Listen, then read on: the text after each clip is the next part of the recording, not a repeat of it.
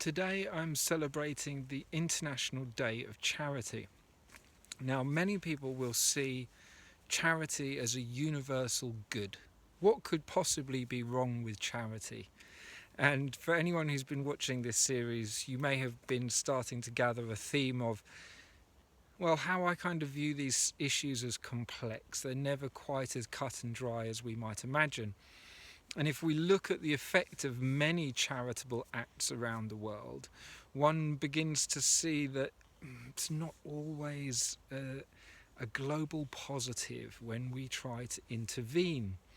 Humans, well, they say that the road to hell is paved with good intentions, and there are many well-intentioned people that go and help with acts of charity. For example, here's one. What do we do with our recycled clothes these days? We often give them to charity shops. What do charity shops do? They send them abroad, places like Africa.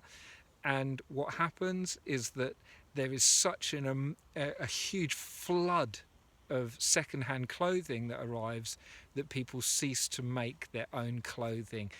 And those people that would make clothing in those countries go out of business because they just can't generate enough funds because of all the freely available second-hand goods. This is just one example of where charity can go wrong. And yet, the spirit of giving, the spirit of wishing to help, the image, the thumbnail for this story, for today's celebration, comes from an image of Charity as she was personified. And the image of Charity, the goddess or the saint, is traditionally shown nursing children and not necessarily her own children. The willingness to go beyond one's own boundaries to help others. What a noble thing to do. And yet, it can undermine our ability or the ability of others to self-determine. They say that if you teach a man to fish, then he can fish forever. If you give a man for fish, then you are basically creating a dependency on continuing to provide fish for his sustenance.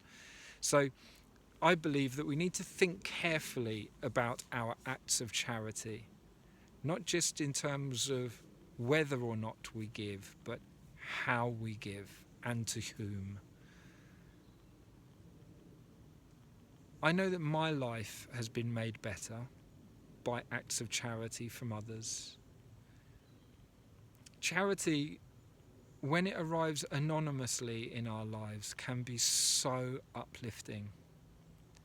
Another cause for concern about the subject of charity is when it's done for one's own prestige.